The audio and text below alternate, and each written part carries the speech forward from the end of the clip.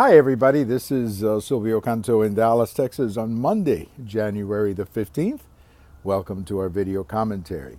This is Martin Luther King Day in the United States, and I wanted to talk a little bit about race and wanted to talk a little bit about accusations against President Trump that he's a racist. Let me tell you that I think this is a travesty when people are accusing President Donald Trump of being a racist. There's absolutely no evidence of that. There's nothing in this man's life that even comes close to suggesting that he's a racist. And I think people who are bringing this up ought to be ashamed of themselves. Now, I have a Twitter today where I say that it's very easy to call Donald Trump a racist. It's a lot more complicated, though, to explain why Democrat majorities didn't do anything about immigration reform, or Democrat majorities didn't pass DACA. When they had the votes, they didn't do it. And now, of course, they're in a situation where they have overpromised to their base what they want to do with DACA. So instead of admitting that they overpromised, what they do is they immediately start playing the race card. And you saw that with Senator Durbin, who came out of that meeting with Donald Trump. And the first thing he does is he starts attacking President Trump for something he said that we hear later maybe he didn't say because other people in the room didn't hear it. But it's just an absolute travesty what is going on, accusing Donald Trump of being a racist. This is a man who had a public life for over 30 years before he decided to run for president. He was probably one of the most famous people, if not the most famous person in the city of New York. You could see his name everywhere. You could see him everywhere. His face was everywhere. His money was everywhere, not just in buildings, but in the many, many charities that this man contributed to, in the many political campaigns that he gave money to. You know, during the Republican primaries, I was not a Trump supporter. And one of the reasons that I wasn't a Trump supporter was because I felt that this man had donated so much money to things like the Clinton Foundation, Planned Parenthood, Democrat campaigns, that I wasn't really sure about his ideology or whether or not he was a Democrat or a Republican.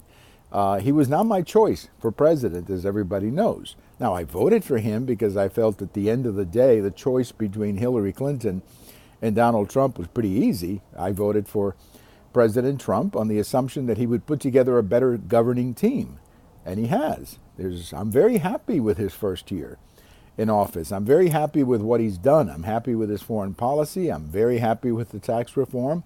I'm happy generally with what he's doing. Now, sometimes he tweets too much, and sometimes his personality is not necessarily my type. But, you know, I'm sure we could say that about other presidents. I'm sure people used to say that about Harry Truman and other presidents that we've had in our history, who maybe were not exactly the biggest diplomats in the world. But the bottom line is that this is a man who, you can disagree with him politically, that's fine. But this is not a man, there's no reason to refer to Donald Trump as a racist. I think it's very sad. Now you have people like John Lewis of Georgia, Maxine Waters, saying they're not going to attend his State of the Union. John Lewis even saying that he's a racist. Well, how did John Lewis know that? How does John Lewis know what's in President Trump's heart? I just find it very troubling, and I'm just going to tell you that I think all of this stuff about racism and racist has really gotten out of hand, and it's gotten to the point where it's pretty sickening, frankly. Every time you disagree with somebody, instead of saying, okay, well, let's talk about our disagreement. Let's try to find maybe some common ground. Let's tell me why you feel this way. Tell me why you feel that way. No, immediately they call you a racist if you disagree with them. They don't want to debate. They don't want to talk to you. They just want to shut you down by calling you a racist. The consequence of all of this is that the country is, in my opinion, at a boiling point. I think people are really sick and tired of being called a racist just because they disagree with the Democrat Party. And this is not helping. This is not helping us at all. This is turning the country, frankly, as I say, we're at a boiling point. People are very angry about this, and they should be.